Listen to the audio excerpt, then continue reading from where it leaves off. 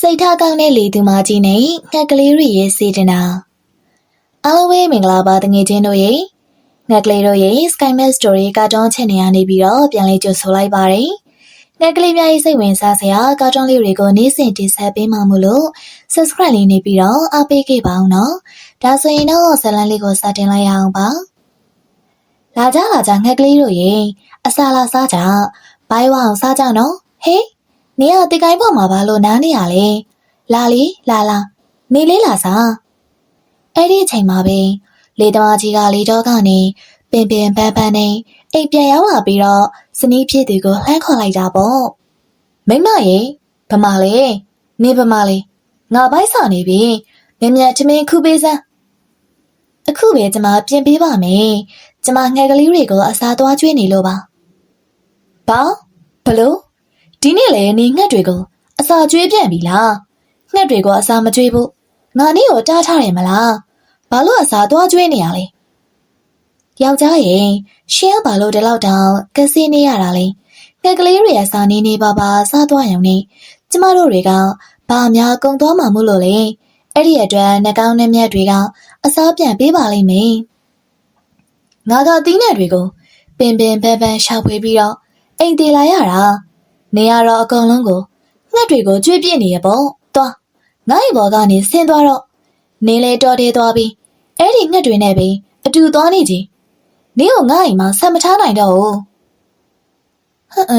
အဲ့ဒီလိုတော့မလုပ်ပါနဲ့ယောက်ျားရင်အဲ့ဒီလိုမလုပ်ပါနဲ့ကျမကိုခွတ်လက်ပါဒီနေ့အစပြီးငှက်တွေကိုကျမအစာမကျွေးတော့ပါဘူးတော်လောက်ပြီ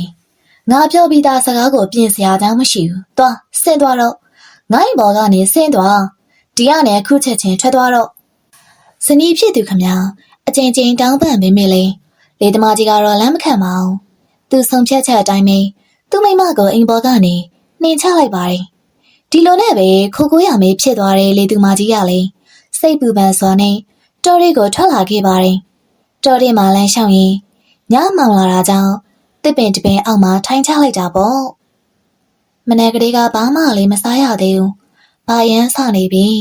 စားစရာတစ်ခုမှမရရင်ဒီညအိပ်ပျော်မှာမဟုတ်ဘူးအဲ့ဒီအချိန်မှာပဲစားကလေးမလေးဘဝကသူ့ရဲ့ကလေးတွေအတွက်အစာချီပြီးဖြတ်သွားရင်လေသူမကြီးထိုင်နေတာကိုမြင်ပြီးတော့အနားကိုရောက်လာပါတယ်အမကြီးဒီတော့ဒီမှာဘာလာလုပ်နေရလဲအဖြစ်ကဒီလိုငှက်ကလေးရဲ့ငါကငှက်တွေကိုအစာကျွေးလို့ဆိုပြီးငါယောက်ျားကငါ့ကိုအိမ်ပေါ်ကနေနှင်ချလိုက်ပြီငှက်ကလေးတွေဘိုင်းမစာအောင်ငါဖြည့်ရှင်းပေးခဲ့ပေမယ့်ဒီနေ့တော့ငါကိုယ်တိုင်အိမ်မေ့ရမေးဖြစ်နေရပြီလေအမကြီးဘာမှစိတ်ပူပါနဲ့ကောင်းမှုကုသိုလ်လုပ်တဲ့လမ်းခီးမှာအခက်အခဲဆိုတာအမြဲတမ်းရှိတတ်ပါတယ်ဒီပေမဲ့ကောင်းမှုကုသိုလ်ဆိုတာအမြဲတမ်းအောင်မြင်မှုနဲ့ပဲအဆုံးသတ်ရမယ့်အရာမျိုးပါဘောပါလေးစကားဆောင်တာနဲ့အဲ့ဒီနေရာကနေမြင်းထသွားပြီးတော့အပင်တပင်ကနေအသီးချိုလေးတွေကိုခူးကလေသူမကြီးစီကိုယူလာပေးပါတယ်လောလောဆယ်တော့ဒီအသီးချိုလေးတွေကိုစားလိုက်ပါအမကြီးမနေ့ကျရင်တော်တွေကငှက်တွေအားလုံးကိုစုလိုက်ပါမယ်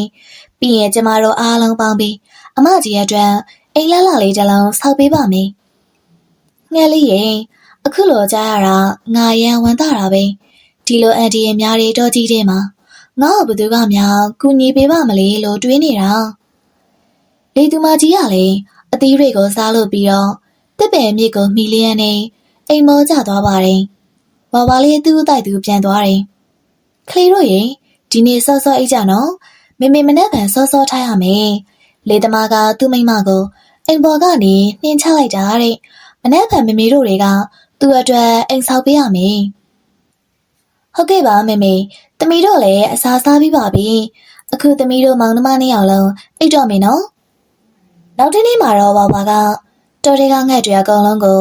တနေရာမှာစုယုံလိုက်ပါတယ်ဘာရဲ့လူတွေကတန်ဖိုးကြီးတဲ့ပစ္စည်းတွေကိုသဘောကျကြတယ်ငါတို့တွေကလေသူမကြီးရဲ့အိမ်ကိုတန်ဖိုးကြီးတဲ့ပလေးတွေနဲ့ဆောက်ပေးကြမယ်လေဟုတ်တယ်ကော်ရင်တလက်တောက်နေတဲ့ပလေးတွေကိုသူ့ရဲ့သဘောကျမှတည့်ရချပဲကဲကိုဖြူမင်းဝဝနဲ့ကော်ရီတို့နောက်ကိုလိုက်သွားပြီးတော့လေသူမကြီးရဲ့အိမ်သေးဆောက်တဲ့နေရာမှာကူညီပေးလိုက်ငါကတော့သူ့အတွက်အသီးချိုလေးတွေကိုသွားရှာပေးလိုက်မယ် အဲ့ဒီနောက်ဝါဝါဂေါ်ရီနဲ့ကိုဖြူတို့ကလည်းလေသူမကြီးစီကိုသွားကြပါတယ်။အမကြီးညာကအိပ်ပျော်ရလာရင်အစပိုင်းတော့ငါလေးနေနေကြောင်းနေမိတာပေါ့။ဒီပမေနောက်တော့လေအိပ်ပျော်သွားတာပဲ။ဘာမှစိတ်ပူမနေပါနဲ့တော့ဒီညတော့အမကြီးဘသူမှမအိပ်ဖူးသေးတဲ့အိမ်မျိုးမှာအိပ်ရတော့မှာပါ။ဘာလို့လဲဆိုတော့ဒီနေ့ကျမတို့တွေကအမကြီးအတွက်စိန်တွေပလေးတွေနဲ့အိမ်ဆောက်ပေးမှမလို့ပဲ။ဦးလေးအောက်ချင်းကိုကြုတ်သွားခေါ်လိုက်အောင်မေ။ဦးလေးကစိန်တွေပလေးတွေကိုဆက်ပြီးတော့အိမ်ကိုခိုင်ခိုင်ခန့်ခန့်ဆောက်ပေးလိုက်မယ်။လေသူမကြီးကတော့စိန်တွေပလေးတွေနဲ့အိမ်ကိုဘလို့များဆောက်မှာပါလဲလို့အံ့ဩနေပါတယ်။အဲ့ဒီနောက်ဝဝနဲ့ဂေါ်ရီတို့ကတော်ရီကလှိုင်ကူဟောင်းစီကိုသွားကြပါတယ်။တကယ်တော့တော်ရီကလှိုင်ကူဟောင်းကြီးရဲ့ထဲမှာရတနာတိုက်ကြီးတစ်ခုရှိနေရပါဝဝနဲ့ဂေါ်ရီတို့ကလည်းအဲ့ဒီနေရာကစိန်တွေပလေးတွေကိုတစ်တာတစ်ခုတည်းထိလိုက်ပါတယ်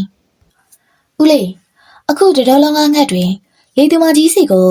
ဝိုင်းကူညီနေကြတယ်။ဘာလို့လဲဆိုသူကငှက်ကလေးတွေကိုအမြဲတမ်းကူညီပေးလို့ပဲ။ဦးလေးလေးလိုက်ခဲ့ပြီးတော့အိမ်ဆောက်တဲ့နေရာမှာကူညီပေးပါဦး။အေးပါဒီလိုဝိုင်းကူညီနေကြမှာတော့ငါတကောင်နဲ့နောက်ကျချင်ကြီးလို့မဖြစ်ဘူးလေ။သူ့အတွက်အိမ်ကိုသေးကြပေါ့ငါကူဆောက်ပေးမှာပေါ့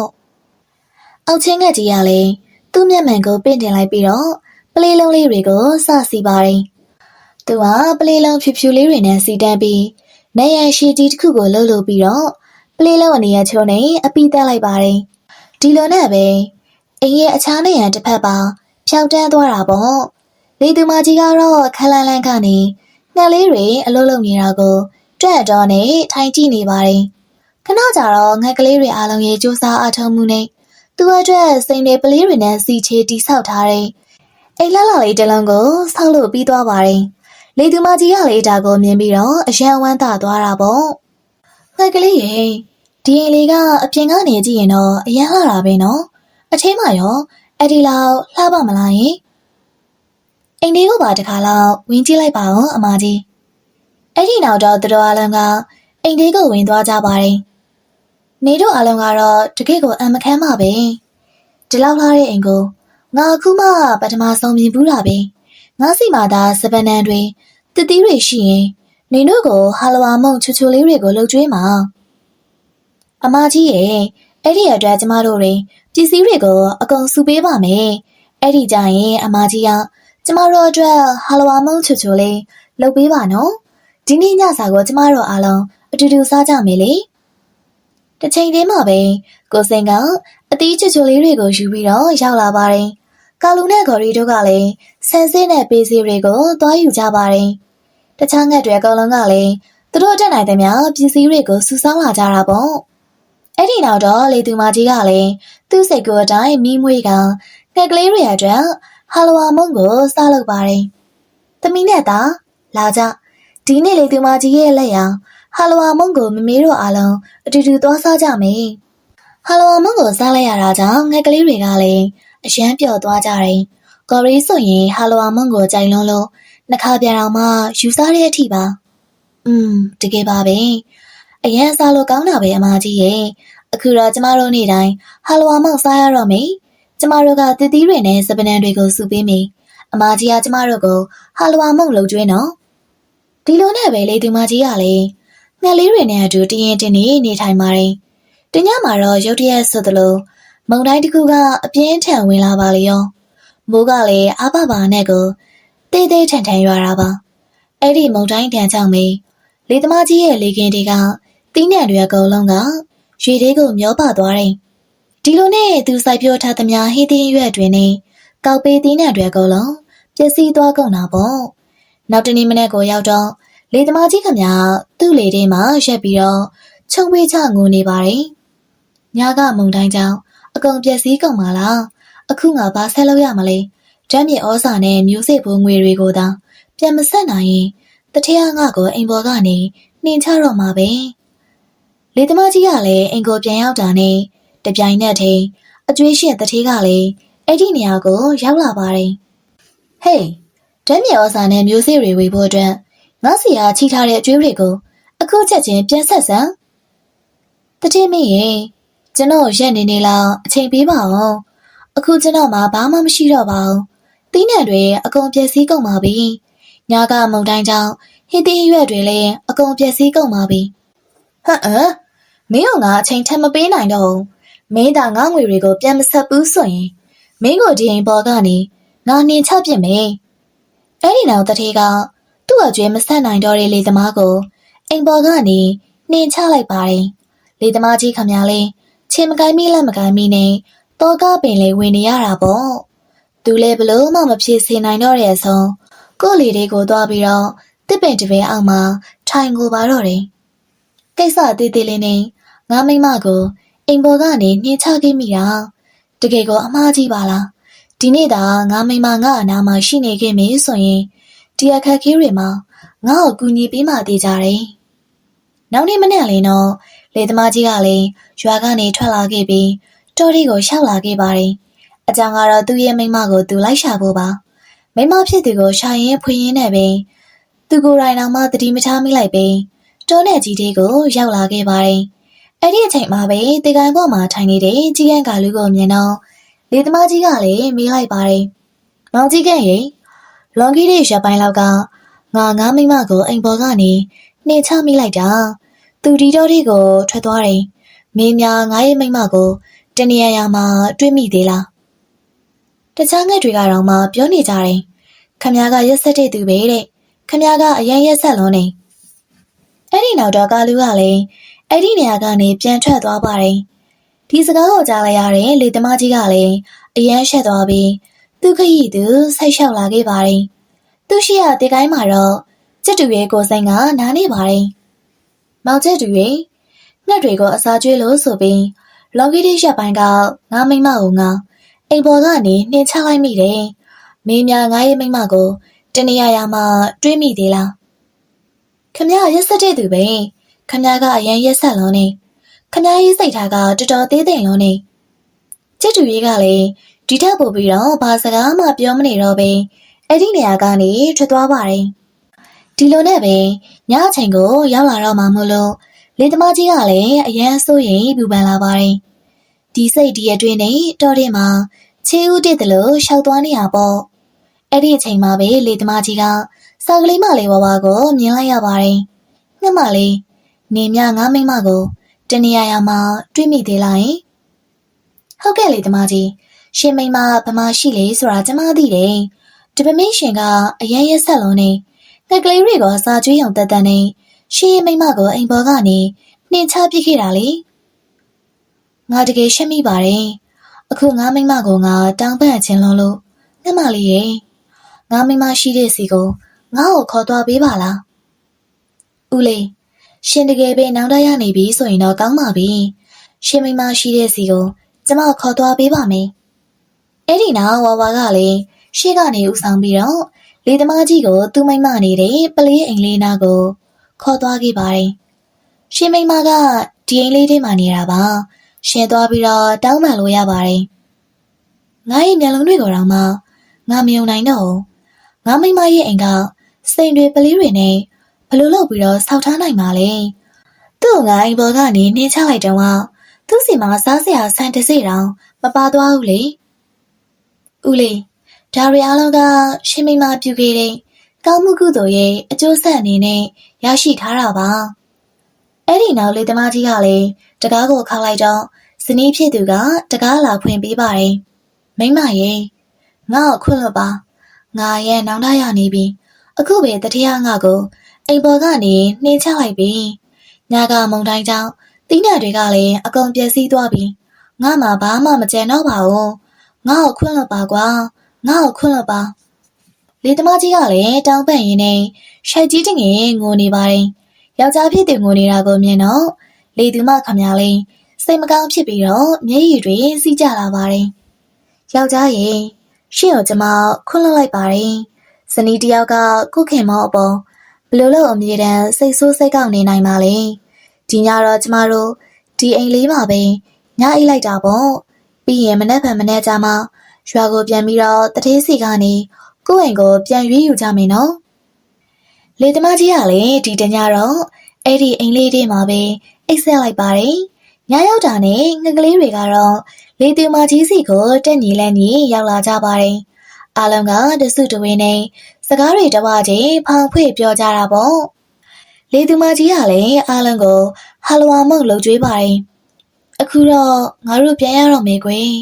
အကျွေးရှင်တတိရဲ့အကျွေးတွေကိုဆက်ပြီးငါတို့အိမ်ကိုပြန်ရွေးရအောင်ပါလေအမကြီးဒီစိန်တွေပလေးတွေကိုအမကြီးနဲ့အတူယူသွားလိုက်ပါပြီးတော့တခုခုလိုအပ်လာရင်လေတော်ဒီကိုသာပြန်လာခဲ့လိုက်ပါနော်လေသမားကြီးကတော့ရှက်ရှက်ရွံ့ရွံ့နဲ့ဒီလိုခက်တူတူပြောလိုက်ပါတယ်ငှက်မလေးနေလေတို့ရင်ကိုအစာလာစားဖို့အတွက်မေးနေအောင်နော်ငှက်ကလေးတွေကိုစာကျွေးတာကိုအခုရှင်တောင်းမှလားကျမကိုရောအိမ်ပေါ်ကနေထပ်ပြီးတော့နေချအောင်မှလားယင်ငါအခုတော့တော်တော်ရှက်နေပါပြီကွာငါ့ကိုထပ်ပြီးတော့အရှက်မခွေးပါနဲ့တော့မိမရဲ့အဲ့ဒီနောက်လေသမားကြီးတို့လည်းများကလည်းသူတို့ရွာလေးစီကိုပြန်လာခဲ့ကြပါတယ်ဒီလိုနဲ့လေသမားကြီးကလည်းအကျွေးရှင်တတိရဲ့အကျွေးကိုပြန်ဆက်လိုက်ပြီးလေများနှစ်ယောက်စလုံးသူတို့ရဲ့အိမ်လေးမှာပျော်ပျော်ရွှင်ရွှင်နေထိုင်သွားကြတာပေါ့ကွယ်ဒီလောကကြီးမှာမြစ်တာဆိုတာအသွားရှိရင်အပြန်ရှိတယ်ကိုပေးသလိုပြန်ရတတ်တယ်စေတနာဆိုတာရှောင်ပြန်ဟတတ်တယ်ဆိုတဲ့သဘောတရားတွေကအမှန်ပဲဆိုတာကိုဒီပုံပြင်လေးကသက်သေပြလိုက်ပါတယ်နော်အခုပြောပြသွားတဲ့ပုံပြင်လေးကိုကြိုက်နေတတ်တယ်ဆိုရင်တော့လိုက်လေးပေးသွားဖို့မမေ့ပါနဲ့နော်ပုံပြင်လေးကနေသင်ခန်းစာတစ်ခုကိုရရှိခဲ့မယ်ဆိုရင် channel လေးကို subscribe လေးလုပ်သွားပါနော်အခုလိုစိတ်ဝင်စားစရာကောင်းတဲ့ပုံပြင်တွေကိုနောက်ထပ်တင်ဆက်ပေးအောင်ပါမို့လို့ကြည့်ရှုဖို့အတွက်ဖိတ်ခေါ်လိုက်ပါတယ်အားလုံးကိုကျေးဇူးတင်ပါတယ်ရှင်တောက်ထေကငှက်ကလေးတွေရဲ့အပြန်ပြိုင်ပွဲအားလုံးပဲမင်္ဂလာပါတငယ်ချင်းတို့ရဲ့ငှက်ကလေးတို့ရဲ့ Skymail Story ကာတွန်း channel ကနေပြီးတော့ပြန်လဲကြိုဆိုလိုက်ပါတယ်ငှက်ကလေးများရဲ့စိတ်ဝင်စားစရာကာတွန်းလေးတွေကိုနေ့စဉ်တင်ဆက်ပေးမှာမို့လို့ subscribe လေးနေပြီးတော့အားပေးခဲ့ပါအောင်နော်ဒါဆိုရင်တော့ဇလန်းလေးကိုစတင်လိုက်ရအောင်ပါကိုစိမ့်ရေလာကွာကစားကြရအောင်ငါတို့အပြန်ပြိုင်ကြမယ်လေနိုင်တဲ့သူကဒီမာလကာတီချူချူလေးကိုစားရမယ်ကာလူရမင်းကကိုမနိုင်ပါဘူးကွာငါကအရန်မြင်မြန်ပြန်နိုင်တာမင်းကနဲ့တကယ်ပြိုင်ခြင်းနဲ့ဆိုရင်လေကောင်းပြီလေငါကအစင်းသင့်မယ်ဒီလိုနဲ့သူတို့ငကောင်စလောင်းကမာလကာတီကိုတီကိုင်းပေါ်တင်ထားလိုက်ပြီးပြိုင်ပွဲစတင်လိုက်ပါတယ်ကိုစိန်ကမြန်မြန်ဆန်ဆန်ပြန်တန်းနေပါတယ်တပမေကာလူကပြန်တန်းတဲ့နေရာမှာဆရာတဆူပါသူကခဏလေးအတွင်းမှာပဲကိုစိန်ကိုကြောတက်သွားပြီးတော့ပြိုင်ပွဲကိုအနိုင်ရသွားပါတယ်ငါနိုင်ပြီဟေးငါနိုင်ပြီအခုတော့ဒီမာလကာတီဟာငါဖြစ်သွားပြီကိုစိန်ရေမင်းကဘယ်တော့မှမနိုင်ပါဘူးလို့ငါပြောသားပဲအခုအရှုံးပေးလိုက်ရတဲ့ခံစားချက်ကဘလို့နေလေကွငါမောသွားလို့ပါကွာ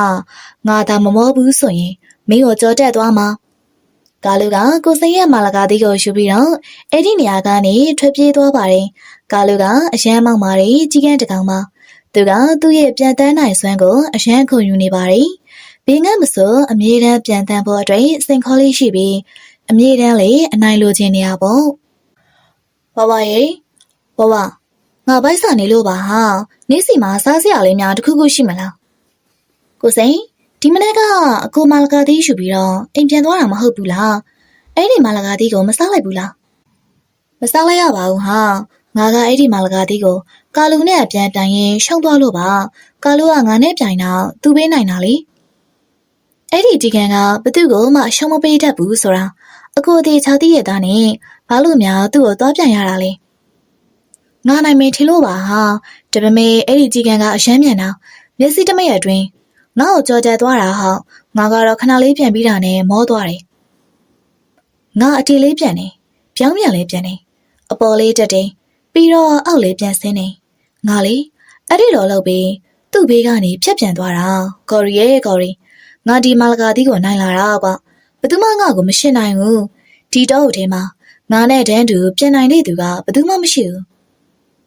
ကိုကာလူရဲ့ကျမတော့ရှင်အတွက်ဂုဏ်ယူလိုက်တာရှင်ရှင်အားတတိယရှိဆုံးမေးအမြန်ဆုံးလေးပြန်နိုင်နေသူကျမယောက်ျားထက်မြန်မြန်ပြန်နိုင်မိသူကမရှိသေးဘူးစားကြည့်စမ်းပါဒီမာလကာတီကိုတစ်ခါလောက်စားကြည့်လိုက်စမ်းပါအရန်ချိုတာကိုကာလူမနေ့ကကိုဖြူကနီတာနဲ့စကားပြောနေတာနီတာကိုသူကအမြင့်ကြီးပြန်နိုင်သလိုမြန်မြန်လေးပြန်နိုင်တယ်လို့ပြောနေတာရှင်ရောအဲ့ဒီခိုကိုနိုင်ပါမလားအဲ့ဒီခိုကိုငါးတောင်ပန်းတစ်ဖက်ထင်းနဲ့ပြန်ရင်းတောင်မှအနိုင်ယူပြလို့ရတယ် သူကအဲ့ဒီလိုပြောနေတယ်ဆိုရင်တော့မနက်ကသူနဲ့ပဲပြန်ခွေးလောက်ရမှာပေါ့သူကငါ့ကိုဘလို့များနိုင်မလဲဆိုတာကြည့်အောင်မေနောက်နေ့မှာတော့တောက်ထေကငှက်တွေအလုံးကစူဝေးရောက်လာကြပါတယ်ကိုဖြူနဲ့ကာလူတို့ရဲ့ပြန်ခွေးကအချိန်တော်အတွင်းစတင်တော့မှာပါကိုဖြူကြီးအခုရှုံးသွားမယ်ထင်တယ်နော်ဘာလို့လဲဆိုတော့ကာလူကိုဘယ်သူမှမရှင်းနိုင်ဘူးလေငါကအဲ့ဒီကြီးကန်းကိုရှုံးရအောင်ဟိုကျစ်တူရဲလို့မဟုတ်ဘူးနီတောက်လို့လည်းမဟုတ်ဘူးနင်းကပြန်တော်ကိုဘယ်တော့မှမမြင်ဘူးမလားငါကဟိုးကောင်းကင်ထိပ်ထိပြန်တက်နိုင်နေဟာတိမ်ရပေါ်ထီတော်မှာငါရောက်နိုင်တာဒီမြော်ပါဒီနေ့ငါပေးနိုင်မှာကျင်းတယ်ပါငါနိုင်လိမ့်မယ်ကိုဖြူကြီးနောက်ကိုလှေးမကြည့်နဲ့နော်ကာလူကရမ်းမြန်တာရှေ့ကိုပဲအာယုံဆိုင်ထားငါကနောက်ကိုလှေးကြည့်မိလို့ရှုံးသွားတာဒီနေ့တော့ကာလူတကောင်မောက်မာထားသမျှခွက်ခွက်လန်အောင်ရှုံးရတော့မှာပါအောင်မနှုတ်သီးတုံတုံနဲ့ကြက်တူကြီးကလေကြီးလေချင်းနဲ့ဘသူနိုင်မလဲဘသူရှုံးမလဲဆိုတာခဏနေရင်သိရမှာပါပြီးတော့ရုပ်ဆူဆူနဲ့ခိုးမင်းလေးခဏနေရင်ရှုံးတော့မှာကွာရှုံးတဲ့ငှက်ကနိုင်တဲ့ငှက်ကိုတုံရတီတီအစာရှာပေးရမယ်အားလုံးသဘောတူကြလားကောင်းပြီငါသဘောတူတယ်ကာလူမင်းကတော့တုံရတီတီအစာရှာပေးဖို့သာပြင်ထားပြီတော့ဒီလိုနဲ့ပဲအပြန်ပြိုင်ပွဲကြီးကစတင်ပါတယ်ကိုဖြူကမူးပေါ်ခမ်းမြင်းမြင်းစီကိုတန်တန်မမတ်ပြန်တက်သွားပါတယ်လေပြေလေးညင်းလေးတွေမှာမြန်မြန်ပြန်တန်းနိုင်ဖို့ကြိုးစားနေရပေါ့သူ့ရဲ့တောင်ပန်းတွေကိုဖြန်ကားပြီးတော့လေပြန်တစင်းလို့ရှေ့ကိုပြေးထွက်သွားပါတယ်ဒါပေမဲ့ကာလူကတော့တစ်ပင်တွေရဲ့ပေါ်ကနေပြန်တန်းနေပါတယ်ကာလူကအချိန်ဟုန်နဲ့ရှေ့ကိုဆက်တိုးနေပါတယ်မျက်စိရှေ့တင်ပြီးကာလူကဖြတ်ခွနေပြောက်သွားပါတယ်ရှေ့မှာတော့ငှက်ကလေးနီတာထိုင်နေပါတယ်။တိုင်ဝေးစီမင်းကတော့နီတာနာကတိရွက်ကိုအမြန်သွားခုလာရမှာပါ။ကာလူကတော့နီတာရှိတဲ့တစ်ပင်စီကို10မိနစ်အတွင်းမှာပဲရောက်သွားပြီးတိရွက်ကိုခုကအမြန်ပြန်လာပါတယ်။ဒီလိုနဲ့ကာလူကအရင်ဆုံးပြန်ရောက်လာပါတယ်။ကိုဖြူကတော့အခုထိပြန်ရောက်မလာသေးပါဘူး။ငါနိုင်ပြီဟေးငါလုံးနိုင်သွားပြီ။ဒီမှာကြည့်ကြ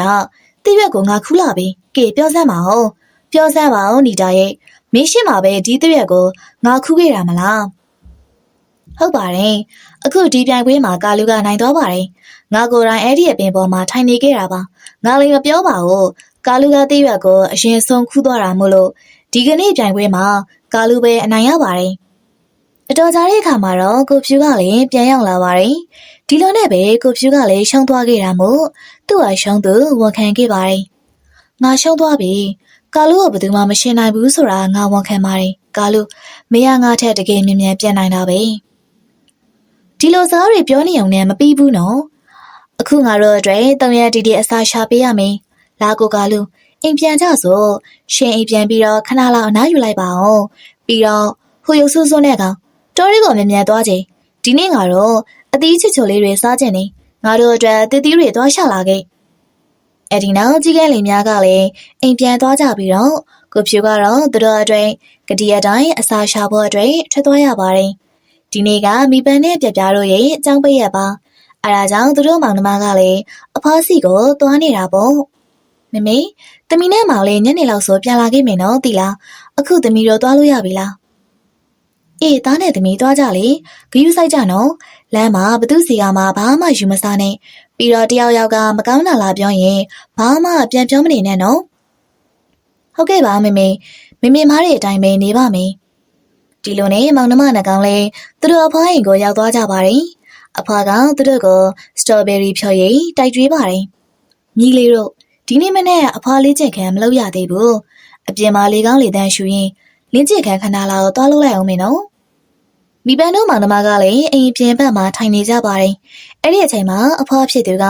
လေထဲမှာပြန်တန်းပြပါတယ်။အဖွားဖြစ်သူကအရွှေနှမ်းမလိုက်အောင်အရန်ကိုမြန်မြန်ဆန်းဆန်းပြန်တန်းနေပါတယ်။ဘာလို့လဲဆိုတော့သူကနေတိုင်းအခုလိုပြန်တန်းနိုင်ဖို့အတွက်လေ့ကျင့်ခန်းတွေလုပ်လေးရှိလို့ပါ။မောင်လေး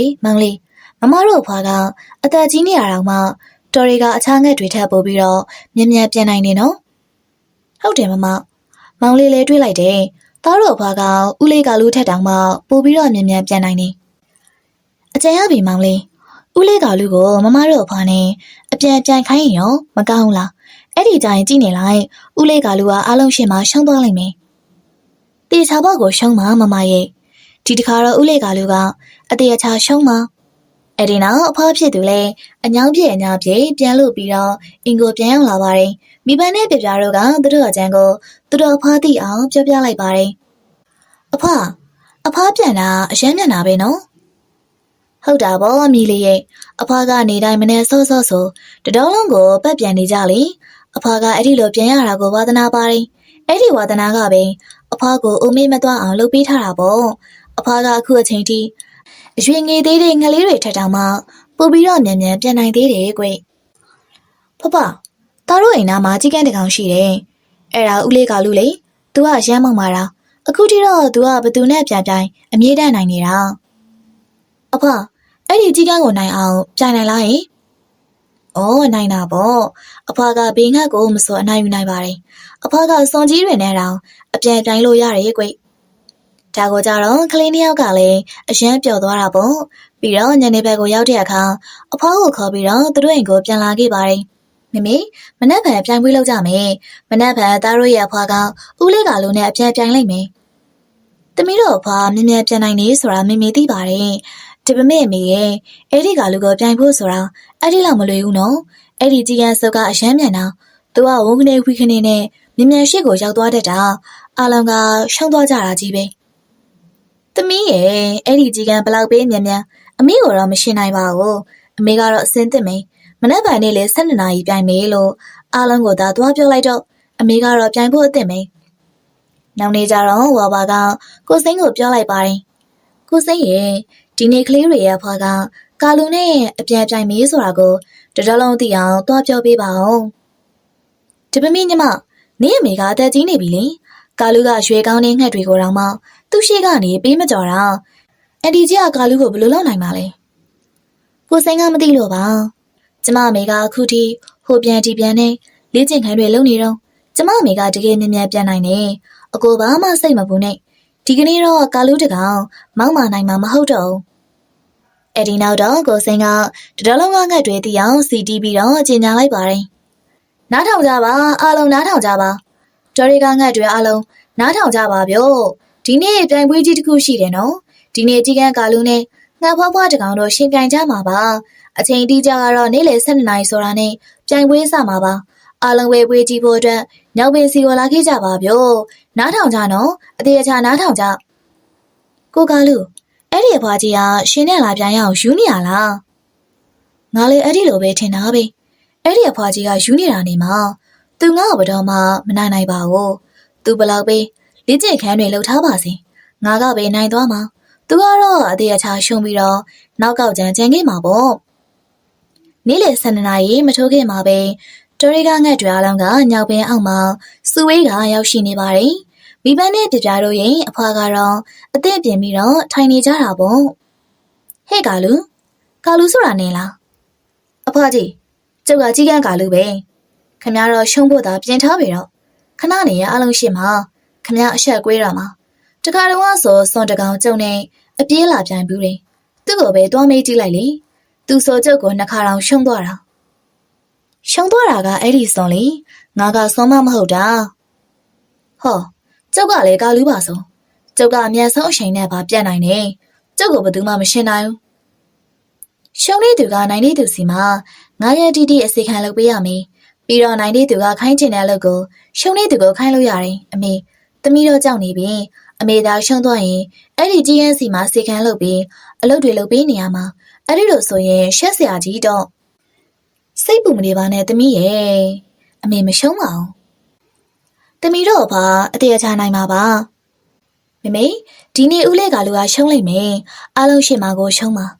ဒီလိုနဲ့ငါဖွားဖွားနဲ့ကာလူကလည်းညောင်ပင်ပေါ်မှာနေရာယူလိုက်ပါတယ်စစ်တူရေးကခရမှုတ်လိုက်တာနဲ့ပြိုင်ပွဲစတင်ပါတယ်မျက်စိတမဲ့အတွင်းမှာပဲကာလူကငါဖွားဖွားကိုကြော်တက်သွားပါလေရောတွေးတဲ့အတိုင်းပဲနော်ဟိုမှာသွားပြီငါယောက်ျားကာလူနိုင်သွားပြီကာလူကရှေ့ရောက်နေပြီကာလူကအရွက်ကိုအရင်ဆုံးခူးလာမှာဟဲ့ပါနင်အစင်အသင့်သာပြင်ထားလိုက်ပြီတော့နင်ကိုယ်တိုင်ငါတို့အိမ်မှာအစီကံလုံးမလားဒါမှမဟုတ်နင်အမေကိုလှုပ်ခိုင်းပါလားအဖွားတားတော့ဖွားနိုင်မှာတကယ်နဲ့တော့ငှက်ဖွားဖွားကအရန်ပါနဲ့ပါတယ်သူကအစာပိုင်းမှာဖြည်းဖြည်းချင်းပဲပြန်ပြီးတော့ကြီးကန်းကိုအားကုန်ထုတ်ခိုင်းထားတာပါကာလူကလန်တော့လည်းရောက်ရော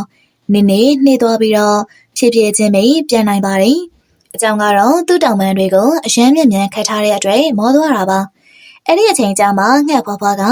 အရှိန်စတင်ပါတယ်။မျက်စိတမရအတွင်းမှာပဲလေပြင်းတစင်းလိုရှေ့ကိုပြေးထွက်သွားပြီးတော့ကာလူရဲ့ဘေးကနေအရှိန်နဲ့ဖြတ်ကျော်သွားကညောင်ပင်စီကိုရောက်သွားပါတယ်။အမေကြိုးစားထားဒီထက်မြန်ပြန်မအောင်အမေမြန်ပြန်တော့ဒီနေ့အဲ့ဒီကြီးကရှုံးလိုက်မယ်အဲ့ဒီကြီးကအသေးအချာရှုံးပါကာလူတကောင်ကအနောက်မှာအများကြီးကြံနေခဲ့တဲ့အချိန်မှာငှက်ဖွားဖွားကတိရွက်ကိုခူးပြီးတော့အမြန်ပြန်ရောက်လာပါတယ်။တစ်ချိန်တည်းမှာပဲနေရာတိုင်းမှာစူညံအော်ဟေးတန်တွေကထွက်ပေါ်လာပါလေရော။ကာလူရှုံးသွားပြီဟေးဦးလေးကာလူရှုံးသွားပြီအတော်ကြာတဲ့အခါမှာတော့ကာလူကလည်းအဲ့ဒီနေရာကိုရောက်လာပါတယ်။ကာလူရဲ့မောက်မာမှုတွေကနောက်ဆုံးတော့ပျက်စီးသွားခဲ့ပါတယ်။ဘာလို့လဲဆိုတော့သူကငှက်ဖွားဖွားကိုအပြတ်အသတ်ရှုံးသွားလို့ပါ။ဘယ်သူမှမလုပ်နိုင်တာကိုသားတို့ဖွားဖွားကလှုပ်ပြသွားတာပဲ။သားတို့ဖွားနိုင်ပြီဟေးသားတို့ဖွားနိုင်ပြီ။ဟဲ့ကာလူနေရှုံးတာကိုဝန်ခံပြီလား။ဒါမှမဟုတ်ထပ်ပြိုင်ခြင်းသေးတာလား။ထပ်ပြိုင်ခြင်းသေးတယ်ဆိုရင်လေပြောတော့ငါကအခုတည်းအစင်သစ်မယ်အခုထိပြန်နိုင်သေးတယ်နင်းကငါကောင်းကောင်းရှင်းနိုင်သေးတယ်ရှုံးပါပြီကျုပ်ရှုံးပါတယ်ကျုပ်ရှုံးသွားပါတယ်ကျုပ်ဝန်ခံပါတယ်ထက်လည်းမပြန်နိုင်တော့ပါဘူးခမရနဲ့လည်းမပြိုင်နိုင်တော့ပါဘူးအဖွားကြီးခမရကကျုပ်ကိုအများကြီးနောက်ကောက်ချထားခဲ့တာပဲကိုကာလူရှင်ကအရွေကောင်းပါတယ်ဆိုရဲဘေးငှက်ကိုမစိုးရှေ့ကနေပေးမကြော်ခဲ့ပါဘူးအခုဒီအဖွားကြီးကဘယ်လိုလုပ်ပြီးတော့ရှေ့ကိုရောက်သွားတာလဲဘာလို့လဲဆိုတော့ငါကနေတိုင်းလေ့ကျင့်ခန်းတွေလုပ်လို့လေအမြဲတမ်းလေ့ကျင့်နေတာကငှက်တကောင်ကိုပြည့်စုံစေတာပေါ့အဲ့ဒီနောက်မှာတော့ကာလူနဲ့ဂေါ်ရီတို့ကဂတိအတိုင်းငါရတီငှက်ဖွားဖွားရဲ့စေခံလုပ်ပြရပါတယ်ကာလူငါအတွက်တတိချွချွလေးသွားရှာခြင်းအန်တီသမီးအတွက်ပြောင်းဖူးစေသွားရှာပေးမြန်သွားကြဒီနေ့အန်တီတို့ကသမီးတို့ရဲ့စေခံတွေပဲဒီလိုနဲ့ကာလူနဲ့ဂေါ်ရီတို့ကလည်းမောက်မာမှုတွေပျက်စီးသွားရပြီးငှက်ဖွားဖွားလေးသူ့မီးလေးတွေခံမှန်းထားတဲ့အတိုင်းကာလူကိုပြန်ပွဲမှာအနိုင်ရသွားတာပေါ့မောက်မာတက်တဲ့အချင်းဆိုတာကိုယ့်အတွက်ချီးနှီးပေးမှုအပူတွေမလုပ်ပဲယူသားကြိုးစားဖို့ပဲအာရုံစိုက်ကြပါနော်အခုပြောပြသွားတဲ့ပုံပြလေးကိုချိန်နေတတ်တယ်ဆိုရင်တော့လိုက်လေးပေးသွားဖို့မမေ့ပါနဲ့နော်ပုံပြလေးကနေသင်ခန်းစာတစ်ခုကိုရရှိခဲ့မယ်ဆိုရင်channel လေးကို subscribe လေးလုပ်သွားပါနော်အခုလိုစိတ်ဝင်စားစရာကောင်းတဲ့ပုံပြင်တွေကိုနောက်ထပ်တင်ဆက်ပေးအောင်ပါမို့လို့ကြည့်ရှုဖို့အတွက်ဖိတ်ခေါ်လိုက်ပါတယ်အားလုံးကိုကျေးဇူးတင်ပါတယ်ရှင်မွေအန်ဒီယန်နဲ့ရေတာခိုးတဲ့ကြီးလက်မြောင်အားလုံးပဲမင်္ဂလာပါတကယ်ချင်းတို့ရဲ့ငှက်ကလေးတို့ရဲ့ Summer Story Cartoon Channel လေးကနေပြီးတော့ပြန်လေးကြိုဆိုလိုက်ပါတယ်ငှက်ကလေးများရဲ့စိတ်ဝင်စားစရာကာတွန်းလေးတွေကိုနေ့စဉ်တင်ဆက်ပေးမှာမို့လို့ subscribe လေးနေပြီးတော့အားပေးခဲ့ပါအောင်နော်ဒါဆိုရင်တော့ဇာတ်လမ်းလေးကိုစတင်လိုက်ရအောင်ပါကာလူနဲ့ဂေါ်ရီတို့ကြီးကလေးများကသူတို့အတွက်စာရှာနေခဲ့ပါတယ်တစ်ချိန်တည်းမှာပဲဂေါ်ရီကအပေါ်ကကောင်းခင်ကြီးကိုမောကြည့်နေတာပေါ့ကိုကာလူကြည်စမ်းမအောင်ကောင်းခင်မှာတိမ်မေးကြီးတွေအများကြီးပဲဒီပမေးမိုးကရွာမလာသေးဘူးလာပါမိုးရဲ့ရွာချလိုက်စမ်းပါမိုးရွာတာကိုကြည့်ကျင်လွန်လာပြီကျမတို့စီမှာအစာရှိတယ်ကျမအိမ်ပတင်းပေါက်မှာထိုင်ပြီးအစာဆိုင်နဲ့မိုးရွာတာကိုအရသာခံကြည့်ရမယ်နေ့စီမှာတရက်စာစားပေးရှိရလေမိုးရရွာဖို့ဆူတောင်းနေအောင်တလားစာအစာရှိနေမှာမဟုတ်တာတကယ်လို့မိုးရွာလာခဲ့ရင်မနေ့ကကြာအစာငှက်ပြီးသေးလိုက်မယ်ကိုကလူရဲ့ကျမကမိုးရွာတာကိုအရန်သဘောကျတာအစာအတွက်ကတော့ကြီးကြပ်ပြီးစီစဉ်လို့ရပါတယ်နေတိုင်းစားစရာတစ်ခုမဟုတ်တစ်ခုတော့ရနေရပဲသူတို့စကားပြောနေတော့မှပဲမိုးတွေကအသေးကြီးမေးကြီးဆရွာလာပါတယ်ဂေါ်ရီနဲ့ဂျီယန်တို့ကလည်းသူတို့အစာတွေကိုချီပြီးအိမ်ဘက်ကိုအမြန်ပြန်တန်းသွားရတာပေါ့ဂေါ်ရီအိမ်တကားကိုဖွင့်လိုက်တာနဲ့တပြိုင်နက်သူတို့ရဲ့အိမ်ထဲမှာမွေတကောင်ရောက်နေတာကိုတွေ့လိုက်ရပါလေရောမွေကိုမြင်လိုက်ရတာကြောင့်ဂေါ်ရီကလည်းလန့်ပြီးတော့អော်လိုက်မိတယ်မွေကာလူကျမတို့အိမ်ထဲမှာမွေကြီးတော့သူပေကနေဘလို့ရောက်လာတာလည်းမသိဘူးဒါအရင်အန်ဒီရဲ့များတဲ့မွေကြီးပဲငါတို့အိမ်ထဲဝင်သွားရင်သူငါတို့ကိုကိုက်လိုက်မယ်ဟေးကြီးကလည်းများငါအနာကိုမလာကြနဲ့ငါကအိမ်ရမဲနေတဲ့မွေတကောင်မေးငါဒီအိမ်လေးကိုအတော်လေးကိုခက်ခက်ခေခေရှာထားရတာမင်းတို့ငါကိုဒီအိမ်ထဲကနေနှင်းထုတ်ဖို့ကြိုးစားရင်မင်းတို့ကိုကိုက်ပြစ်မယ်မှတ် မလုပ်ပါနဲ့ကိုမွေကြီးရေကျမတို့ကိုမကြိုက်ပါနဲ့ကျွန်တော်တို့အိမ်လေးကိုမဝင်တော့ပါဘူးအပြင်မှာပဲနေပါမယ်ဦးလေးနေနေလောက်အနားယူပြီးသွားရင်တော့ကျွန်တော်တို့အိမ်လေးတွေကနေထွက်သွားပေးပါဗျာငါဒီအိမ်တွေကနေထွက်မသွားနိုင်ဘူးငါကဒီအိမ်ကနေပြန်ထွက်သွားဖို့လာတာမဟုတ်ဘူးအခုကစပြီးဒီအိမ်မှာအပီးပိုင်နေတော့မှာငါဒီအိမ်လေးကိုတားသဘောကျသွားပြီဒီလိုနဲ့ကြီးကဲလိမ်များနှကောင်ကလည်းတကောင်ကိုတကောင်ကြည့်ပြီးတော့ငိုကြပါတယ်ကိုကာလူအခုဘယ်လိုလုပ်ကြမလဲကျမကရှက်တော်ကြကလေးကမိုးရွာဖို့ဆူတောင်းနေခဲ့တာမိုးရွာရင်ပတင်းပေါက်မှာထိုင်ပြီးမိုးရွာတာကိုရတာခံကြည့်မယ်ဆိုတာလေအခုကျမတို့ဘေးသွားရမှာလေခေါ်ရီတညလုံးမိုးထဲမှာထိုင်ပြီးညနေဖို့ဆိုတာအရှမ်းခက်ခဲတယ်လာပါငါတို့စားကလေးမလေးအိမ်ကိုသွားကြရအောင်အဲ့ဒီနောက်ကြီးကလေးများကလည်းသူတို့အိမ်ကြီးချင်းစားကလေးမလေးရဲ့အိမ်စီကိုပြန်သွားပြီးတော့တကားခောက်လိုက်တယ်ဝါဝါကလည်းမဆိုင်မထွက်ပဲတကားလာဖွင့်ပေးပါတယ်ညီမလေးဝါဝါမွေကြီးတကောင်လေးအမတို့အိမ်လေးကိုဝင်လာလို့ဝါဝါရဲ့ဒီညတော့ငါတို့ကိုနေရဲ့အိမ်မှာတဲခွင့်ပေးပါဟာငါတို့အိမ်လေးကိုဝင်သွားရင်အဲ့ဒီမွေကြီးကကြိုက်တက်လိုက်မယ်ငါတို့မသေးချင်သေးဘူးအဲ့ဒါကြောင့်ကျေးဇူးပြုပြီးကူညီပါဝါဝါရဲ့ကြီးကလေးများကဝါဝါကိုအသေးအတန်တောင်းပန်ကြပါတယ်ဝါဝါကလည်းပြောစရာမလိုအောင်သဘောထားကြည့်ပါတယ်သူ့မိန်တကားဝါကိုရောက်လာတဲ့ဘသူကိုမဆိုသူဘတော်မှပြန်မလွတ်တတ်ပါဘူးကောင်းပါပြီရှင်တို့နှကောင်လုံးအထက်ကိုဝင်လာခဲ့ပါဝါဝါကကြီးကလေးများကိုသူ့အိမ်ထဲကိုအသာတကြီးခေါ်သွင်းလိုက်တယ်မြမလေးငါတို့စီမှာအစာပါတယ်ငါတို့အစာကိုပဲငါတို့စားပါမယ်အစာကဘာရေးကြည့်လို့လဲအမကော်ရီရဲ့အမတို့မပိုင်လေကျမစီမှာအစာတွေရှိပါတယ်ကျမကမိုးရတဲ့အတွက်အစာတွေအများကြီးစုထားပြီးသားပါမေမေဦးလေးကလူရဲ့တောင်ပန်တွေကနေအနံဆိုးတွေထွက်နေတယ်မေမေအန်တီကော်ရီကိုဟိုဘက်ကိုသွားထိုင်ခိုင်းပါလားသမီးတော်နားမှာမနေခိုင်းပါနဲ့သမီးအန်ချင်လာပြီခလေးလေးရဲ့စကားကိုကြတော့ကြီးကလေးများကလည်းအယမ်းရှက်သွားပြီးဂေါ်ရီကဒီလိုဝင်ပြောလိုက်ပါတယ်ညီမလေးရဲ့နေလေးသိတဲ့အတိုင်းပဲဒီအပိုင်းအစာရှာရတာအရန်ခက်ခဲတယ်ဒီနေ့ကအစာရှာတာနဲ့ပဲအချိန်ကုန်သွားတော့ငါတို့တွေကရှိမချိုးရတာတလားတောင်ရှိနေပြီအေးငါစီကအမွှေးနဲ့လေးတွေကလည်းပျောက်ကုန်ပြီအရင်ကဆိုတရက်2ရက်လောက်ရှိမချိုးဖြစ်ရင်တော့အမွှေးရလေးဆော့လိုက်ရုံနဲ့အဆင်ပြေသွားတာဒီလိုနဲ့ကလေးတွေကလည်းခလန်လန်ကတောင်းတနေရမှာသွားထိုင်နေလိုက်တယ်တောအုပ်ထဲမှာမိုးတွေကတဖွေဖွေရွာနေပါတယ်ငှက်တွေအားလုံးကလည်းကိုယ့်အိမ်မှာကိုအေးစစ်စစ်နားနေကြတာပေါ့ညစိမ့်ရင်ဟိုကြီးကလေးများဝါဝါတို့အိမ်ဘက်ကိုသွားနေတာမင်းတွေးလိုက်လားသူတို့အိမ်မိုးတက်ထိပြီးတော့ပြိုကျသွားလို့လားမသိဘူးမဟုတ်ဘူးကိုစိမ့်ရင်ကျမအဲ့ဒီနာကဖြတ်သွားတော့ကသူတို့တွေကမွေဆိုပြီးတော့အော်နေကြတာသူတို့အိမ်လေးကိုမွေဝင်သွားလို့နေမှာပေါ့အဲ့ဒါကြောင့်ကိုမင်းကိုအမြဲတမ်းပြောတာပေါ့မြစင်းရဲ့အိမ်ပြန်ထွက်ရင်အိမ်တကားကိုအသေးအချာပိတ်သွားပါလို့မိုးရသေးမှအိမ်လေးကိုမွေဝင်လာပြီဆိုရင်အပြင်းပြန်ထုတ်ဖို့ကအရန်ခက်သွားတာဒီလိုနဲ့ပဲတညတာကုံဆုံးသွားသလိုမိုးလေးတိတ်သွားတယ်ဝါဝါကကာလူနဲ့ဂေါ်ရီတို့ကိုဒီလိုပြောလိုက်ပါတယ်အမဂေါ်ရီအခုတစ်ခါလောက်သွားကြည့်လိုက်ပါဦးအဲ့ဒီမွေအမတို့အိမ်ကနေထွက်သွားတော့ပြီထင်နေအေးပါဝါဝါငါတို့သွားကြည့်လိုက်ပါမယ်ဒါပေမဲ့နင်စိတ်မပူနဲ့အဲ့ဒီမွေကအိမ်ကနေမထွက်သွားသေးဘူးဆိုရင်တော့ဒီညနေအိမ်ကိုလာမနှောက်ရှက်တော့ပါဘူးငါတို့အတွက်အတိုင်းအသေးတစ်ခုပဲဆောက်လိုက်ပါမယ်အဲ့ဒီလိုပြောဆိုပြီးတော့ကြီးရဲလိမ်များကလည်းသူ့အိမ်ကနေထွက်သွားကြပါတယ်ကာလူကျမတို့တေကိုင်း6တွင်နဲ့အတိုက်တကားမှမလုပ်ဘူးအတိုက်ဘယ်လိုလုပ်ရမလဲဆိုတာကျမတို့ဘယ်လိုသိမှာလဲဒီလိုလို့ငါကျက်တူရွေးကိုတောက်ခေါ်လာခဲ့မယ်အဲ့ဒီကျက်တူရွေးကငါတို့ကိုကူညီလိုက်မယ်သူကငါတို့အတွက်တေကိုင်း6တွင်နဲ့အတိုက်လုပ်ပေးလိုက်မယ်ဒီလိုနဲ့ကာလူကလည်းအမြန်ပြန်ပြီးတော့ကိုစိမ်းစီကိုသွားလိုက်တယ်ကိုစိမ်းရေငါဒုက္ခရောက်နေလို့ပါကွာငါ့ကိုကူညီပါဦးငါ့အိမ်ကိုမွေတကောင်ကမောင်ပိုင်ဝင်စီးသွားပြီအဲ့ဒါငါနဲ့လိုက်ခဲ့ပြီးတော့တကိုင်း6တွင်နဲ့အတိုက်လေးတစ်ခုလောက်လုပ်ပေးပါကွာကာလူငါစီမှာအချိန်အဲ့ဒီလောက်မရှိဘူးဒီပေမဲ့ငါမင်းကိုတက်နိုင်တဲ့လောက်တော့ကူညီပေးပါမယ်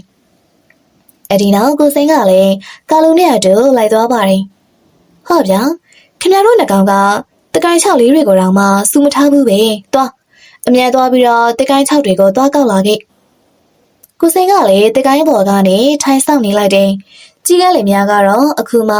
တကိုင်း6တွေကိုအပြည့်အလွှာရှာနေကြတာပေါ့ခက်လာလာမှာတော့တရချန်ကြီးတစ်ချမ်းရှိပါတယ်တရချန်ကိုမြင်တော့ကြီးကလေးများလည်းအဲ့ဒီချန်လေးကိုဝင်သွားလိုက်တယ်ကိုကလူကျမရန်ပိုက်စာနေပြီအရင်ဆုံးပိုင်းဝအောင်တရသီးလေးပါလေးစားလိုက်ရအောင်ပြီးမှပဲတကိုင်း6တွေကိုကောက်ကြတာပေါ့အေဂေါ်ရီနင်ပြောတာမှန်နေ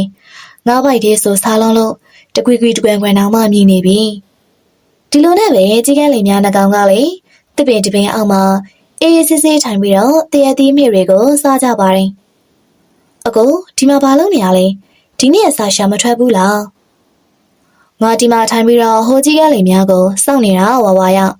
သူတို့အတိုင်းလို့တောင်ကူညီပေးပါဆိုလို့သွားခေါ်တာနဲ့လိုက်လာခဲ့တာဒီပမေကိုရဲ့ကျမတို့အဲ့ဒီကြီးကန်းတွေကိုဘေးမှမတွေ့မိပါဘူးသူတို့ကဘယ်ရောက်နေရလဲငါသူတို့ကိုလွန်ခဲ့တဲ့တနင်္လာလောက်ကတကိုင်း6တွေကိုသွားရှာခိုင်းထားတာဒီပမေရဲ့အခုထိပြန်မြောက်လာကြသေးဘူးအကူကလည်းတရားချာသိရတာနဲ့အဲ့ဒီကြီးကန်းတွေကရန်အပြင်းထူပြီးရေတာခိုးတဲ့ကောင်တွေလေသူတို့ဘေးလာတော့မလဲလာပါအကူလောက်ပဲအကူသွားလို့ပါတော့အကူအစားပဲအကူသွားရှာလိုက်ပါအဲ့ဒီနောက်ကိုစိန်ကလည်းဝါဝါနဲ့အတူအစာရှာထွက်သွားပါတယ်ဂေါ်ရီနဲ့ကာလီတို့ကတော့တရသီးတွေကိုဘိုက်ကားအောင်စားနေကြပါတယ်ဂေါ်ရီဘိုက်ဝသွားပြီးရင်ဘာလို့အိတ်ချင်လာရတာလဲမသိပါဘူးကွာဟုတ်တယ်ကာလူရဲ့ကျမလည်းအရန်အိတ်ချင်လာပြီလာကျမတို့ခဏလောက်အိတ်လိုက်ရအောင်ပြီးမှပဲတကိုင်း6တွေကိုသွားရှာကြတာပေါ့ကြီးကလေးများကလည်းအရှိအေးလေးအောက်မှာအိပ်ပျော်သွားကြတယ်။ဘာရန်ဝနေတာကြောင့်သူတို့တွေကနေနေချိုင်ချိုင်အိပ်ပျော်သွားတာပေါ့။ဒီလိုနဲ့ပဲညနေစောင်းသွားပါတယ်။ဝါဝါနဲ့ကိုစိန်တို့ကလည်းကို့အစားကိုရှာပြီးအိမ်ကိုပြန်ရောက်လာကြတယ်။ညနေစောင်းလို့လောမှဂေါ်ရီနိုးလာပြီးကာလူကိုအလန့်တကြားနှိုးလိုက်တယ်။ကာလူကိုကာလူမြန်ထပါအောင်ကြည်စံညနေစောင်းနေပြီညပြန်ရောက်တော့မေကျမတို့ဘာနေစရာတိုက်လေးမရှိအိမ်လေးမရှိဘူးဂေါ်ရီဒါတော့အရန်ဆိုးသွားပြီဟိုကျက်တူကြီးကအခုတင်ငါတို့ကိုစောင့်နေလောက်သေးလားမသိဘူးစောင့်နေမေးလို့တော့မထင်ဘူးမနေ့ကနေညနေအထိငါတို့ကိုစောင့်နေရအောင်သူကကျမတို့အဖေမမဟုတ်တာလာဂေါ်ရီငါတို့အိမ်ကိုတစ်ခါလောက်သွားကြည့်ရအောင်ဟိုမွေကြီးအခုထိအိမ်ထဲမှာရှိနေတုံးမေးလားဒါမှမဟုတ်ထွက်သွားပြီလားဆိုတာသိရအောင်အဲ့ဒီနောက်သူတို့လင်များနှကောင်လေးသူတို့အိမ်ဘက်ကိုပြန်တန်းသွားကြပါတယ်အိမ်ရောက်တော့ဂေါ်ရီကပဒေးပေါက်ကနေခြောက်ကြည့်လိုက်တယ်မွေကြီးကတော့သူတို့အိမ်ထဲမှာစိန်ကြကြနေအိမ်မောကြနေတုန်းပါပဲအဲ့ဒီမွေကြီးကအသက်ပြင်းပြင်းရှူပြီးဟောက်တာဟောက်နေတာကိုကလူမွေကြီးကသူ့အမေအိမ်ကိုရောက်နေတဲ့အတိုင်းပဲအိပ်ပျော်နေတာအခုဘယ်လိုလုပ်ကြမလဲဒီမွေကကျမတို့ကိုအလို့ပေးမေးပုံမပေါ်အခုအမြန်ဆုံးတကိုင်းချောင်းအချို့ကိုသွားရှာပြီးတော့ဟိုကျက်တူရေးစီကိုသွားရအောင်အဲ့ဒီကျက်တူရေးကငါတို့ကိုအတိုက်လုပ်ပေးလိုက်မယ်အဲ့ဒီနောက်ကြီးကလေးများကလည်းဟိုဒီပြန်တန်းရင်းနဲ့ကျိုးပြနေတဲ့တကိုင်းချောင်းအချို့ကိုကောက်ယူပြီးတော့အတိုက်လုပ်မိနေရကိုပြန်သွားကြပါတယ်ဟင်ဟိုကျက်တူရေးမရှိတော့သူ့အိမ်ပြန်သွားပြီကာလူရှင်တကိုင်းချောက်တွေကိုကြည့်ထားကျမအခုအဲ့ဒီကျက်တူရေးကိုသွားခေါ်လာခဲ့မယ်ဂေါ်ရီလေးချက်ချင်းပြန်တက်သွားပြီးတော့ကိုစိန်စီကိုသွားလိုက်တယ်။ကိုစိန်အကိုရင်မြန်မြန်ပြင်ကိုထွက်ခဲ့ပါအောင်။အကိုရင်ကျမတို့ကိုကူညီပါအောင်။ဟဲ့ဂေါ်ရီနေတော့မနဲ့ကလေးကတကိုင်းချောက်သွားရှာတာအခုမှပြန်ပေါ်လာရလား။အကိုရင်ဘယ်လိုပြောရမလဲ။အကိုလည်းအတီးဆုံးပါပဲ။ကျမတို့ကသူများဒုက္ခရောက်နေတာကိုကြည့်မနေရဘူးလေ။ကျမတို့မြင်နာရောက်တော့လိပ်ပြလေးတကောင်ရင်းနေနေတာကိုတွေ့လိုက်ရတယ်။ကျမတို့လည်းအဲ့ဒီလိပ်ပြလေးကိုကယ်နေလိုက်တာဒီလိုနဲ့ပဲတနေ့ကင်းလုံးအချိန်ကုန်သွားတာပါ။အခုကညတောင်ရောက်တော့မယ်။အခုတော့မနေ့မှပဲအတိုက်လုပ်ပေးလို့ရတော့မှာ။ဂေါ်ရီရဲ့စကားကိုကြားတော့ကျက်တူရွေးမှာအများစိန်က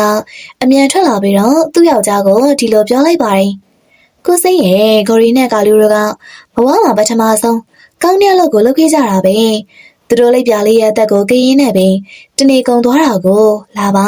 ကျမတို့နှကောင်သွားပြီးတော့သူတို့အတွက်တကိုင်း6တွင်နဲ့အတိုက်လေးလုပ်ပေးရအောင် အဲ့ဒီနောက်ချက်တူရဲ့လေများကလည်းဂေါ်ရီနဲ့အတူလိုက်သွားကြတယ်ကိုစိန်ကတကိုင်းချောက်အကျိုးတွေကိုမြင်တော့ကာလူကိုဒီလိုပြောလိုက်ပါတယ်မင်းတို့ယူလာတာဒီတကိုင်းချောက်တွေလားဒီတကိုင်းတွေနဲ့ကတော့အတိုင်းလုံးလို့မရဘူးကွာညာစိန်နေပေးကြည့်လိုက်တော့ဒီတကိုင်းတွေကတောင်းစားလို့ကိုမရဘူးအမဂေါ်ရီဒီတကိုင်းတွေကဘာမှသုံးမဝင်ဘူးဒါရင်းနဲ့အတိုင်းလုံးရင်တော့မနှက်ဖန်ဆိုပြိုကျသွားလိမ့်မယ်အမတို့မနှက်ဖန်ကြမှာခိုင်နေတကိုင်းတွေကိုတော့ပြန်ကောက်ခဲ့ပါကျမနဲ့ကိုစိန်ပေါင်းပြီးတနင်္လာအတွင်းအမတို့အတိုက်ကိုဆောက်ပေးပါမယ်အဲ့ဒါငါတို့ကညဘက်ဘယ်မှာသွားနေရမှာလဲကိုစိန်ဒီလိုလို့ဒီညတော့ငါတို့ကိုမင်းရဲ့အိမ်မှာညရိုက်ခွင့်ပေးကွာကိုစိန်ကသူ့မိမကိုလှမ်းကြည့်လိုက်တယ်ကောင်းပါပြီကိုစိန်ရဲ့တညာလေးပါပဲကျမတို့မနေ့ကသူတို့အတွက်အတိုက်လုပ်ပေးလိုက်ရင်သူတို့နှစ်ကောင်လည်းသူတို့အတိုက်ကိုပြန်သွားကြမှာပါအဲ့ဒီနောက်ချစ်တူရဲ့လိမ်များကလည်းကိုရီနဲ့ကာလူတို့ကိုသူတို့အိမ်ကိုခေါ်သွားကြပါတယ်အဲ့ဒီညမှာကိုစိန်တို့လိမ်များကတော့ကြံပြည့်ပေါ်မှာပဲအိတ်လိုက်တယ်ပြီးတော့သူတို့ရဲ့အိမ်ယာမှာကြီးကန်းလိမ်များကိုပေးအိတ်လိုက်တယ်ကိုစိန်ခမရတော့တညလုံးမအိပ်ပဲဖြတ်တန်းခဲ့ရပါတယ်ဒီလိုနဲ့ပဲမိုးလင်းသွားပါတယ်မြာစိန်မြင်ထအောင်ကြည်စံအပြင်မှာမိုးတွေရွာနေပြီငါတို့တွေမြန်အစာသွားရှာကြရအောင်ကိုစိန်မနေ့ကကျမတို့တွေ့ခဲ့တဲ့မာလကာသီးမေကိုပဲမြန်သွားခုကြရအောင်လေအဲ့ဒီနောက်ကျက်တူရဲ့လိမ်များကလည်းမိုးရွာထဲမှာပဲအိမ်ကနေထွက်လာခဲ့ပါတယ်ကြီးကလိမ်များကတော့အခုထိအိမ်မောကြနေတုန်းမှာပဲအပြင်မှာမိုးရေသေးကြီးမေကြီးရွာနေတယ်ဆိုတာကိုသူတို့ဘာမှမသိကြပါဘူးဒီလိုနဲ့ရုတ်တရက်ဂေါ်ရီနိုးလာပြီးအပြင်မှာရွာနေတဲ့မိုးကိုမြင်တော့ပတင်းပေါက်နာကိုအမြန်သွားထိုင်နေငါ့ငါပတင်းပေါက်မှာထိုင်ပြီးတော့မိုးရွာတာကိုအရသာခံမကြည့်ခဲ့ရပေမယ့်ဒီနေ့တော့ဒီချက်တူရဲ့အိမ်ကနေမိုးရွာတာကိုထိုင်ကြည့်ပြီးတော့အရသာခံရတော့မယ်ဒီလိုနဲ့ကာလူကလည်းနိုးလာပြီးဂေါ်ရီနာကိုသွားထိုင်နေမြာစိန်ကသူ့အစီအစဉ်အတိုင်းမလကာသီးကိုခူးလိုက်တယ်ကိုစိန်ကလည်းငရုတ်သီးရဲ့နီတောင်လေးတစ်တောင်ရလာပါတယ်လင်းမြန်းနှကောင်ကအင်ကိုပြန်ရောက်လာတာနဲ့တပြိုင်နက်သူတို့ရဲ့အိမ်တကားကအထဲကနေတော့ခတ်ထားတာကိုတွေ့လိုက်ရပါလေရောဂေါ်ရီတကားပြန်ဖွင့်မအောင်ငါတို့တွေကမိုးရေထဲမှာဆူရွှဲနေပြီဟဲ့ဒီတကားကိုအခုမဖွင့်ပေးနိုင်တော့နင်တို့နှကောင်အတွက်ပဲတကိုင်းချောက်တွေနဲ့အတိုက်သွားလို့တော့အကိုကလူနဲ့အမဂေါ်ရီအဲ့ဒီလိုမလုပ်ကြပါနဲ့ကျမတို့ကိုကျမတို့အိမ်ထဲဝင်ခွင့်မပေးဘဲနဲ့တားနေရလားငါတို့တွေကဒီလိုပဲတော်ပြီအခုဒီအိမ်ကိုငါတို့တွေကသဘောကျသွားပြီဘလို့မှမတက်နိုင်တဲ့အဆုံးချစ်တူရဲ့လိမ်များကလည်းအခြားတစ်ပင်တစ်ပင်ရဲ့တကိုင်းပေါ်မှာသွားထိုင်ပြီးတော့နှကောင်သားငိုကြပါတယ်အဲ့ဒီအချိန်မှာပဲရုတ်တရက်မြာစိန်ကသူတို့အိမ်ရဲ့ပတင်းပေါက်ဘက်ကိုလှမ်းကြည့်လိုက်တယ်ကြီးကန်းတွေရဲ့အိမ်ကိုသိမ်းပိုက်ထားတဲ့အဲ့ဒီမွေကြီးကကြီးကန်းတွေရဲ့အိမ်ကနေထွက်လာပြီးတော့သူတို့ရဲ့အိမ်လေးကိုဝင်သွားတာပါကိုစိန်မြန်လာမွေကြီးကကြီးကန်းတွေရဲ့အိမ်ကနေထွက်သွားပြီကျမတို့တွေမြန်သွားပြီးတော့ကြီးကန်းတွေရဲ့အိမ်ထဲမှာဝင်နေကြရအောင်ဒီလိုနဲ့လေများနှကောင်လုံးကပြန်တန်းသွားပြီးကြီးကန်းတွေရဲ့အိမ်လေးကိုဝင်ကအထေကနေတကားကိုအသေးပိတ်လိုက်တယ်ခေါ်ရီမွေကြီးဒိုးနောက်မှာမွေကြီးဟေဒုက္ခပါပဲဒီချိန်စာတိတ်မဲ့ကောင်ကြီးငါတို့ကိုဘယ်တော့မှများအလို့ပေးမှလည်းမသိပါဘူးကွာကြီးကန်းလေများကလည်းကျက်တူရဲ့အိမ်ကနေအမြန်ထွက်ပြီးတော့အဲ့ဒီကနေထွက်ပြေးကြပါတယ်ကာလူကျမတို့အိမ်တကားကအထေကနေဘာလို့ပိတ်ထားတာလဲအထင်းမှာဘသူရှိနေရလဲကိုစိတ်ကလည်းကြီးကန်းတွေရဲ့တန်ကိုကြတော့အထေကနေလှမ်းပြောလိုက်ပါတယ်ဟဲ့ဂေါ်ရီအခုဒီအိမ်ကငါတို့အိမ်ဖြစ်သွားပြီသွားဒီကနေထွက်သွားကြတော့အခုနင်တို့ဒီအိမ်လေးကိုလာလို့မရတော့ဘူးနောက်ဆုံးကျက်တူရဲ့လိမ်များကတော့မိုးရသည်မှာခေါင်းဆရာမိုးကရှာသွားပါတယ်ဒါပေမဲ့ရှေးသားခိုးတဲ့ကြီးကန်းလိမ်များကတော့မိုးရည်မှာဆူဆူရွှေရွှေဘဝနဲ့သူတို့လောက်ခဲ့တဲ့လောက်ရပေါ်နောင်တရနေကြပါတယ်ပုံပြလေးကတော့ဒါပါပဲကွယ်သူတစ်ပါးပေါ်မကောင်းချင်တဲ့သူဟာအမြဲတမ်းကိုစီပဲအကျိုးဆက်ပြန်လှည့်လာတတ်တယ်တဲ့အခုပြောပြသွားတဲ့ပုံပြလေးကိုကြိုက်နေတတ်တယ်ဆိုရင်တော့လိုက်လေးပေးသွားဖို့မမေ့ပါနဲ့နော်ပုံပြလေးကနေသင်ခန်းစာတစ်ခုကိုရရှိခဲ့မယ်ဆိုရင် channel လေးကို subscribe လေးလုပ်သွားပါနော်အခုလိုစိတ်ဝင်စားစရာကောင်းတဲ့ပုံပြင်တွေကိုနောက်ထပ်တင်ဆက်ပေးအောင်ပါမို့လို့ကြည့်ရှုဖို့အတွက်ဖိတ်ခေါ်လိုက်ပါတယ်အားလုံးကိုကျေးဇူးတင်ပါတယ်ရှင်